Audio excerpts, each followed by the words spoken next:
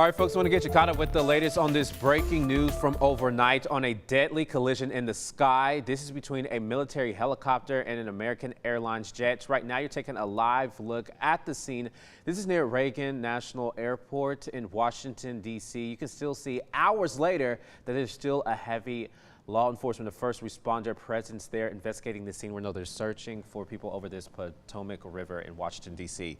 Right now, we do know that at least 67 people are involved in this. This includes 3 military personnel as well as who are on the helicopter. And then the jet had a total of 64 people inside. Unfortunately, though, Jasmine, no survivors were found just yet. Yeah, that's right. And we are just hearing that some members of a U.S. figure skating team are believed to be among the victims.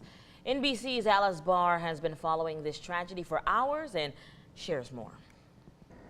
Tragedy in the air and in the water. I just saw a fireball and then it was just gone. So I haven't seen anything since they hit the river. After a passenger plane collided with a U.S. Army Black Hawk helicopter near Reagan National Airport, sending both aircraft plunging into the Potomac River and touching off an urgent search. The water that we're operating in is about 8 feet deep.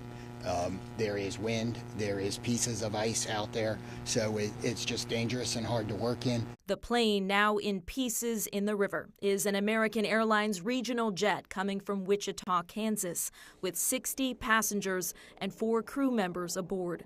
3 people on board the Black Hawk helicopter on a training flight, according to a U.S. military official. NBC News Washington reporting from 2 sources that at least a dozen bodies have been recovered. Kansas senators joining in an overnight briefing. Tonight, we mourn with the families who lost loved ones, and we truly are joining them in prayer and wrapping our arms around them in love and compassion. President Trump saying he'd been fully briefed on the terrible accident as details begin to emerge about who was in that passenger plane.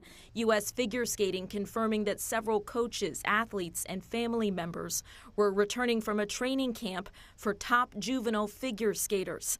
Families who had gone to the airport for reunions now facing devastation amid a search for answers about what went wrong. The Secretary of Defense says the Pentagon and the Army are investigating the crash along with other federal investigators.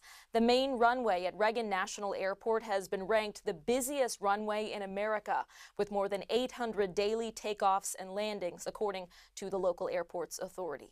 In Washington, Alice Barr, NBC News.